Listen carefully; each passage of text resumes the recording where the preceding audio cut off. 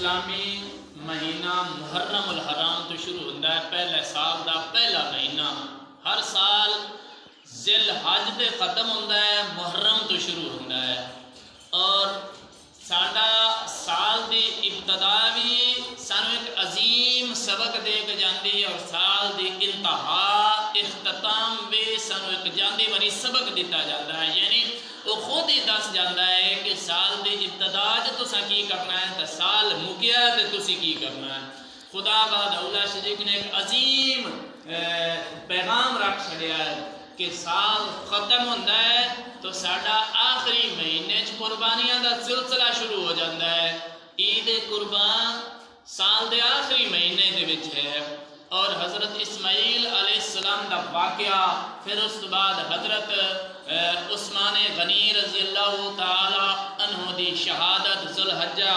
اے چیزاں سانو تا قیامت سال مکسی پیغام دیندیاں رسن کہ لوگو اللہ وحدہ لا شریک دی بارگاہ اقدس وچ حاضری واسطے رکاوٹ کچھ بھی بنے اس نو ہٹا دینا ہے، چاہے تانوں جان ہی قربان کیوں نہ کرنی پڑے۔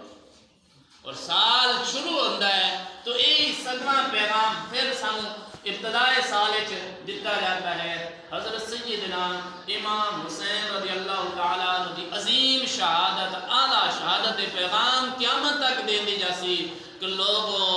اللہ وحدہ لا شریک دی بارگاہ اقدس سے خوش ہونے والا انسان تو ہے جس دنیاوی کامیابی نال گزاری آخرت وچ بھی اللہ وحدہ لا شریک دی بارگاہ اقدس سے فضل و کرم دی امید رکھن والا ہوے۔ تو یہ چیزاں ساڈا اسلامی ماحول ہے، اور جو یہ نویں سال دی مبارک باداں نویں سال دے وچ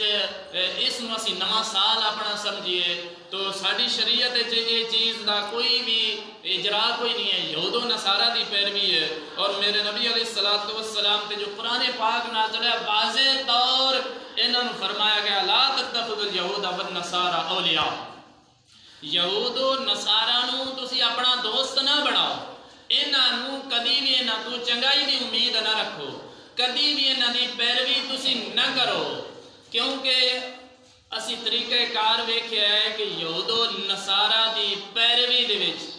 اسی مسلمان ہو کے اتنے اگے چلے گئے ہاں کہ اتنا اہتمام شاید یہود و نصارہ نہ کر دے اسے جتنا اسی کرن لگ پے ہاں۔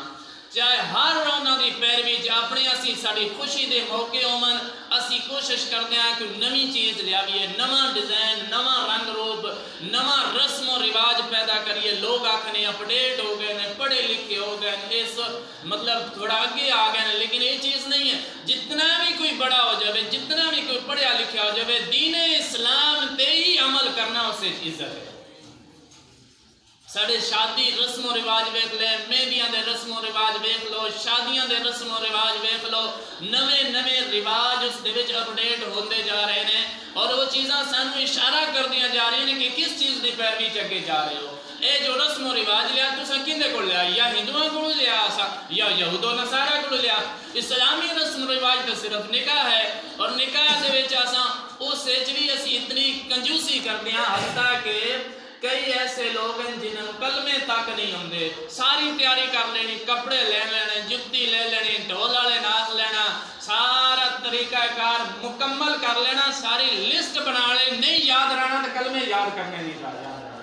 یہ نہیں پتا کہ 10 دن بعد میرا نکاح ہے، میں کلمے تو پکا لواں، میں اپنے آپ کو مسلمان تو بنا لواں، اتنا کہ میرے چاگاڑ ہوئے کہ میں کوئی شرمسار نہ کرے کہ تم مسلمانہ دا بچہ ہے، مسلمان دے گھر پیدا ہویا ہے، اسلامی ماحول وچ پیدا ہویا ہے، پھر کلمے نہیں ہم دے، باقی ساری تیاری ہو سی دی۔ یعنی جو دین سانو دیتا اس تے اسا توجہ ہی کوئی نہ کیتی، اور جو اسا یہود و نصارہ کو لیا، ہندوؤں کو لیا، وہ چیزاں اسی اتنا خرچہ کیتا چاہے سانو ادھار ہی لینا پوے، قرضہ لے کے ساری اولاد اپنے جڈی ہو جاندی، اور قرضے اسی وہ شادی والے دیندے پے ہوندے ہاں، اور اس کدی اسی حساب و کتاب نہیں کیتا